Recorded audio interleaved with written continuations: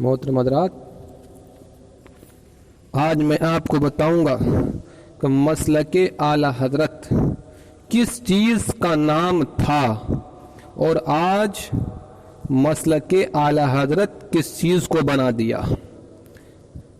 پہلے میں آپ کو یہ بات بتاؤں گا کہ مسلک اعلیٰ حضرت کہتے کس کو تھے اور مسلک حقیقت میں مسلک اعلیٰ حضرت کیا ہے۔ تو آپ میرے سامعین اکرام، سوشل میڈیا کے ناظرین اکرام، آپ یہ بات سمجھ لیجئے کہ مسلک اعلیٰ حضرت نبی کی سنتوں پر عمل پیرا ہونے کا نام ہے۔ نبی کی سنتوں پر گامزن ہونے کا نام مسلک اعلیٰ حضرت ہے۔ اپنے زندگی کو نبی کی زندگی میں، نبی کے سانچے میں ڈھالنے کا نام مسلک اعلیٰ حضرت ہے۔ اگر ہمارے ہاتھوں میں حکومت کی باغ دوڑ ہے تو خلافت راشدہ کے مطابق چلنے کا نام مسلک اعلیٰ حضرت ہے۔ غریب نواز کے طور و طریقے پہ چلنے کا نام مسلک اعلیٰ حضرت ہے۔ بغداد والے بڑے پیر روشن ضمیر کی طریقے پر عبادت کرنے کا نام مسلک اعلیٰ حضرت ہے۔ امام احمد رضا خان فاضل بریلوی کا یہی مسلک اعلیٰ حضرت ہے۔ صوفیہ اکرام کو ماننے کا نام مسلک اعلیٰ حضرت ہے۔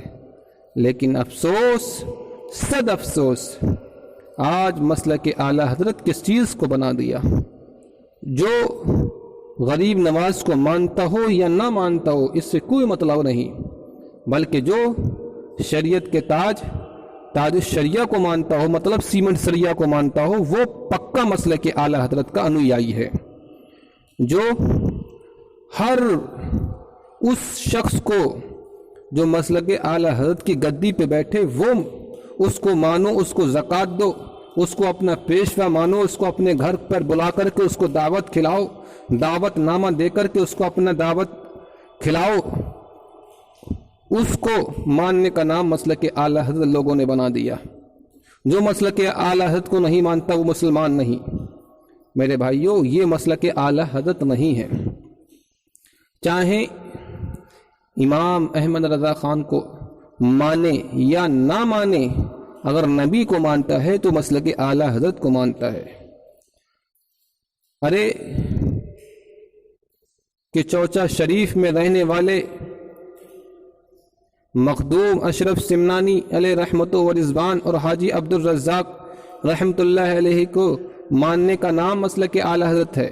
وارث پاک کو ماننے کا نام مسلک اعلیٰ حضرت ہے۔ ارے دیوا شریف میں رہنے والے حاجی وارث کو ماننے کا نام مسلک اعلیٰ حضرت ہے۔ مسلک اعلیٰ حضرت کسی ولی سے عداوت کرنے کا نام مسلک اعلیٰ حضرت نہیں، ولیوں سے محبت کرنے کا نام مسلک اعلیٰ حضرت ہے۔ مگر افسوس، صد افسوس، آج مسلک اعلیٰ حضرت ولیوں کی عداوت کا نام مسلک اعلیٰ حضرت ہے۔ ولیوں سے دشمنی کرنے کا نام مسلک اعلیٰ حضرت ان جاہل پیروں نے، جاہل مولویوں نے بنا دیا۔ آج ہندوستان میں کسی بھی خانقاہ میں کسی بھی ولی کا عرس مبارک ہوتا ہے، ان جاہل لذوی مولویوں کے منہ سے ایک زبان مبارک سے ایک جملہ نہیں نکل سکتا ان بزرگان دین کے لیے۔ مگر ہاں، وہیں پر جہاں شریعت کے تاج کا نام آتا ہے، اختر رضا کا نام آتا ہے، تو ایک دم چیخنے لگتے ہیں، پکارنے لگتے ہیں۔ میرے بھائیوں، یہی ہوتی ہے ادخلوا فی السلم کافہ، تم مذہب اسلام میں پوری طریقے سے داخل ہو جاؤ، ولا تتبعوا خطوات الشیطان، اور شیطان کے طریقے پہ مت چلو۔ میرے بھائیوں، تم ایک غیر عالم کو عالم ٹھہرا رہے ہو، یہ شیطان کا طریقہ ہے۔ ایک غیر مفسر کو مفسر ٹھہرا رہے ہو، یہی شیطان کا طریقہ ہے۔ ایک غیر محدث کو محدث ٹھہرا رہے ہو، یہی تو شیطان کا طریقہ ہے۔ ایک شرابی کو اور ایک عیاش کو تم قاضی القضاء فی الہند بنا رہے ہو، یہی شیطان کا طریقہ ہے۔ میرے بھائیوں، ہندوستان کے اندر کا کوئی عالم دین موجود نہیں ہے کہ ایک جاہلوں کو قاضی القضاء بنا دیا۔ میرے بھائیوں، جب جاہل قاضی القضاء فی الہند بن جائیں گے، جب جامعہ ازہر سے فارغ ہونے والا طالب علم، جب وہ 5,000 روپے سیلری، جب وہ ایک قوم کی نوکری کرے گا، قوم کی ٹھوکریں کھائے گا، تو میرے بھائیوں مذہب اسلام میں کیا ہوگا؟ یہی ہوگا کہ میرے بھائیوں قوم پوری جاہل ہو جائے گی، قوم پڑھے لکھوں کی عزت نہیں کرے گی۔ جب پڑھی لکھوں کی عزت پڑھے لکھے نہیں کریں گے تو پھر جاہل پڑھے لکھوں کی عزت کیا کریں گے؟ میرے بھائیوں، آج چور امام بن گئے، ڈکیت امام بن گئے، لفنگی امام بن گئے. کیوں بن گئے؟ صرف اسی وجہ سے بن گئے کہ پڑھے لکھوں نے پڑھے لکھوں کی عزت نہیں کری، قوم کو صحیح بات نہیں بتائی گئی. یہ اپنے وقت کا شرابی ہو چلے گا، جواری ہو چلے گا، سود خور ہو چلے گا. ہاں اگر پیروں کو مانتا ہے سب کچھ چل جائے گا، لیکن اگر وہ نمازی ہے، اگر وہ دین کا غازی ہے، اپنے وقت کا مصنف ہے، لیکن پیر کو نہیں مانتا تو نہیں چل سکتا. وہ سب سے بڑا سیکولر، سب سے بڑا سلوک بن جائے گا. یہ ہے مسلک اعلیٰ حضرت ان ظالموں نے بنا دیا. جو پیروں کو نہیں مانتا، موجودہ وقت کے گدی نشین کو نہیں مانتا، تو یوں سمجھ لو کہ وہ مسلمان ہی نہیں ہے.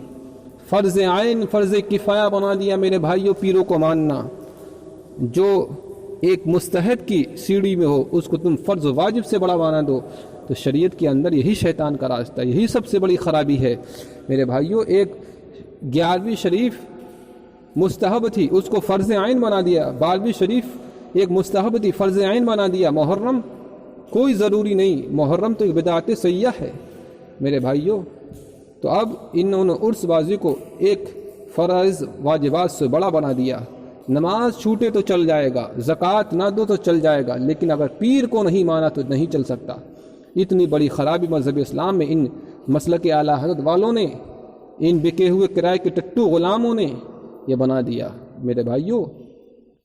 آج سب سے بڑی بات یہ ہے کہ سب سے بڑا پیر وہی مانا جاتا ہے جس سے کہ پوری دنیا کے اندر سب سے بڑے انڈ بھکتوں، جو جتنا بڑا ہے، جتنی زیادہ تعداد میں جس کے انڈ بھکت ہیں اتنی تعداد میں وہی سب سے بڑا پیر ہے میرے بھائیوں. لوگ کہتے ہیں کہ شاد الشریعہ کی سب سے بڑی کرامت یہ ہے کہ آپ کی نماز جنازہ میں 6 کروڑ انڈ بھکت شامل ہوئے.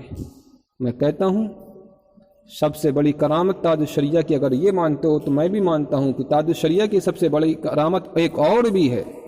وہ یہ ہے کہ انہوں نے اپنی زندگی میں شرابیوں کو خلافتیں دی ہیں.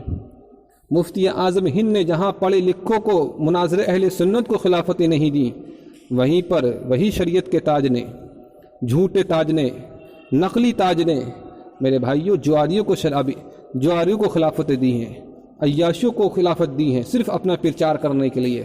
ایک زانیوں کو خلافتیں دی ہیں اپنا پرچار کرنے کے لیے میرے بھائیوں. وہ کہیں گے انہوں نے تو نہیں دی ہیں، لیکن انہوں نے دی ہیں، ان کے لڑکے نے دی. میرے بھائیوں وہی بات ہے،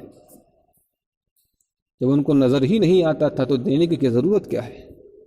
جس کے بارے میں یہ پتہ نہیں یہ شرابی ہے، جواری ہے، عیاش ہے، مگر ہاں دعوت کھلانے والا ہے تو وہ چل جائے گا میرے بھائیوں. یہی سب سے بڑی تاج الشریعہ کی کرامت ہے کہ انہوں نے اپنی ظاہری زندگی میں 10,000 روپے میں ایک شرابی کو خلافت دی ہے.